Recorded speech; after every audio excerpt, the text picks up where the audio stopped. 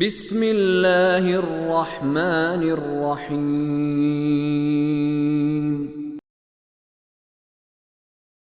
ومن الناس والدواب والأنعام مختلف ألوانه كذلك إنما يخشى الله من عباده العلماء إن الله عزيز غفور إن الذين يتلون كتاب الله وأقاموا الصلاة وأنفقوا مما رزقناهم سرا وعلانية يرجون تجارة لن تبور ليوفيهم أجورهم ويزيدهم من فضله إنه غفور شكور۔ اور اسی طرح انسانوں اور جانوروں اور مویشیوں میں بھی رنگ پائے جاتے ہیں۔ آپ مچھلیوں کو دیکھیں، ٹھیک ہے، ہم ایک دفعہ فرسٹ ٹائم جب مثلا دبئی جانے کا میرا موقع ملا، اکثر آپ گئے ہوں گے وہاں پر، تو ایک دوست وہاں پہ لے گئے ایکویریم سے، ان مچھلیوں کو دیکھ کے ان کے ڈریس دیکھ کر، ان کے غرارے دیکھ کر، ان کے زیورات دیکھ کر انسان کی عقل دنگ رہی، ان کی کلر کمبینیشنز دیکھ کر انسان کو تعجب ہوتا ہے، ان کے ڈیلیکیٹ جو ان کے پردے اور فنس جو ان کی جن کو وہ تیرتی ہیں، انسان کی عقل کس نے اتنی باریکی سے پرویا ہے اس کو بیٹھ کر، اور پھر اس رنگ سے اسی رنگ کی مچھلی پیدا ہوتی ہے اور دوسرے رنگ سے دوسری رنگ کی مچھلی پیدا ہوتی ہے، مالٹے کے بیج سے مالٹا نکلے گا، سیب کے بیج سے سیب نکلے گا، اور اسی طرح یہ پروسیس ایک خاص نظم کے تحت چلتا ہے۔ تو فرمایا انسانوں کے، جانوروں میں اور مویشیوں میں بھی رنگ پائے جاتے ہیں، اللہ کے بندوں میں سے صرف اہل علم ہی اس سے ڈرتے ہیں۔ یہ بہت زبردست بات ہے، کیا کہ یہ جو چیزیں اوپر بتائی ہیں ان کے بارے میں جتنا گہرائی میں جاؤ گے اتنا تمہیں پتہ چلے گا کہ بنانے والا کتنا زبردست، بشرطے کہ ہٹ دھرمی پہ نہ اترا، یہ نہ کہو کہ یہ آٹومیٹک، یہ خود بخود ہی یہ ہو گیا تو وہ ہو گیا تو خود بخود ہی بن گیا، کوئی دلیل نہیں ہے اس بات کی۔ اللہ کے بندوں میں سے صرف اہل علم ہی اس سے، یعنی جیسے جیسے آپ کا علم و معرفت بڑھتی جائے گی ویسے ویسے خدا کی عظمت اور اس کی ہیبت آپ کے دل میں زیادہ ہوتی جائے گی۔ لہٰذا آپ دیکھتے ہیں کہ جو سب سے زیادہ خدا کی معرفت رکھتے تھے رسول اللہ اہل بیت اطہار، وہ سب سے زیادہ اس کی خشیت سے کانپا کرتے تھے، اس کے سامنے گریہ کیا کرتے تھے۔ بے شک اللہ بڑا غالب آنے والا اور معاف کرنے والا۔ اگلی آیت پر توجہ فرمائیں، 3 باتیں ہیں کہ خدا ان تینوں کی ہم سب کو توفیق عطا فرمائے، ان تینوں کو خدا خلاصہ فرما رہا ہے۔ فرمایا بے شک جو لوگ اللہ کی کتاب کی تلاوت کرتے ہیں، 1، اور نماز قائم کرتے ہیں، 2، اور ہم نے جو رزق انہیں دیا ہے اس میں سے پوشیدہ اور اعلانیہ خرچ کرتے ہیں۔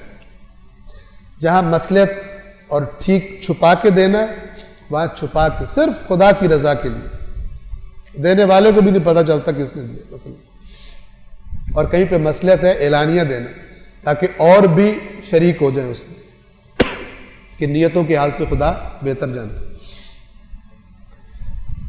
بے شک جو لوگ اللہ کی کتاب کی تلاوت کرتے ہیں اور نماز قائم کرتے ہیں اور ہم نے جو رزق انہیں دیا ہے اس میں سے پوشیدہ اور اعلانیہ خرچ کرتے ہیں، وہ ایسی تجارت کی امید لگائے ہوئے ہیں جس میں ہرگز خسارہ نہیں ہوگا۔ اللہ فرما رہا ہے، گارنٹی دے رہا ہے کہ، ٹھیک ہے، مثلا جیسے گورنمنٹ آف پاکستان نے گارنٹی دی ہوتی ہے ہر یہاں پہ نوٹ پر کہ یہ بینک دولت پاکستان مثلا ضمانت پر ادا کرے گا۔ ضمانت کس کی ہے؟ اس کی ہے، یعنی پاکستانی گورنمنٹ جو ہے وہ ضامن ہے کہ اس کے بدلے میں آپ کو اتنی رقم ملنی ہے، یہ جو کاغذ کا ٹکڑا آپ کے ہاتھ میں ہے یہ اتنی ویلیو رکھتا ہے۔ تو یہ اللہ تعالیٰ کی گارنٹی ہے کہ اللہ تعالیٰ اپنی قدرت کے ساتھ ضامن ہے اس تجارت کا، کن کا؟ جو اللہ کی کتاب کی تلاوت کر رہے ہیں، جو نماز کو قائم کر رہے ہیں، اور جو خدا نے رزق دیا ہے اس میں سے چھپا کر اور اعلانیہ خرچ کرتے ہیں، یہ ایسی ٹریڈ کر رہے ہیں اللہ کے ساتھ، ایسی تجارت کر رہے ہیں کہ جو ہرگز خسارے میں نہیں جائے گی، ضائع نہیں ہوگی۔ اور یہ کیوں کر رہے ہیں؟ تاکہ اللہ ان کا پورا اجر انہیں دے اور اپنے فضل سے اس کو زیادہ بھی کرے. یعنی جو انویسٹمنٹ یہ کر رہے ہیں اس کا ایک اجر جو مقرر ہے وہ تو ملے گا، اور اللہ تعالیٰ اپنے فضل سے اس کو زیادہ بھی کرے گا. یہ گویا کہ اس جگہ پہ انویسٹ کرنے کا بونس ہے. جو فکس ہے وہ بھی ملے گا، اور جو اس نے طے کیا ہے اور اس سے زیادہ بھی تمہیں ملے گا، تاکہ اللہ ان کا پورا اجر انہیں دے، بلکہ اپنے فضل سے مزید بھی عطا فرمائے. یقیناً اللہ بڑا مغفرت کرنے والا اور قدردان ہے. یہ لفظ کیا ہے؟ شکور. ایک ہوتا ہے شاکر، شکر ادا کرنے والا، ایک ہے شکور، بہت زیادہ شکر ادا کرنے والا. ٹھیک ہے نا؟ مثلاً آپ کسی کا کام کریں اور وہ شکریہ میں آپ کو کوئی ہدیہ دے. ٹھیک ہے، رواج ہے، انسان کہتے ہیں آپ نے میرے ساتھ احسان کیا تو یہ میری طرف سے ہدیہ قبول کیجیے. ایک دفعہ کہ آپ ہدیہ لیتے ہیں کہتے ہیں کہ آپ بہت بہت شکریہ. ایک دفعہ ہدیہ جب آپ دیکھتے ہیں تو آپ کہتے ہیں کہ آپ کی امیدوں سے، تو یہ شکور کا یہ مطلب ہے، یعنی ایسا قدردان پاؤ گے اسے کہ جو تمہارے تصورات سے زیادہ ہوگا. تھوڑا شاکر نہیں ہے، شکور ہے، بہت زیادہ قدردان ہے، تاکہ اللہ ان کا پورا اجر انہیں دے، بلکہ اپنے فضل سے مزید بھی عطا فرمائے. یقیناً اللہ بڑا مغفرت کرنے والا اور قدردان ہے. مغفرت کا معنی اگر کافی ٹائم ہو گیا تکرار نہیں ہوا، عفو، معاف کر دینا، چھوڑ دینا، اس میں پکڑتا نہیں. لیکن جب انسان گناہ کرتا ہے اس گناہ سے ایک زخم لگتا ہے اس کی روح پر، جس سے اس کی روح متاثر ہوتی ہے. اس زخم کو بھر دینا یہ مغفرت ہے. عذاب چھوڑ دینا یہ معافی ہے. مغفرت کیا ہے؟ اس گناہ کی جو دنیا میں تمہیں تاثیر ہے، جو تم جیسے انسان کے مثال کے طور پر اپنے آپ کو کوئی زخم لگا لیا، اور آپ ایک ایسی جگہ رہتے ہیں جہاں پہ اپنے آپ کو زخم لگانا جرم.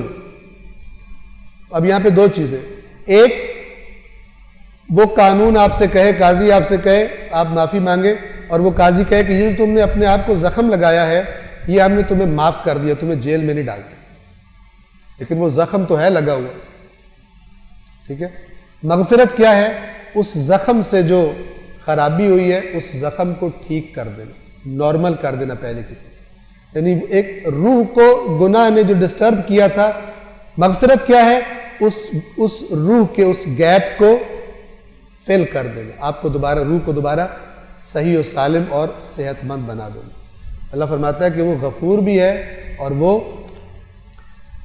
شکور بھی ہے، یعنی شکر گزاری بھی، قدردانی بھی کرتا ہے. بس مغفرت اور معافی ایک ہی معنی میں بعض اوقات استعمال ہو جاتے ہیں، لیکن ان کا جو ایکوریٹ میننگ ہے اس کا ڈیفرنس میں نے آپ کی خدمت میں عرض کر دیا. صدق اللہ العلی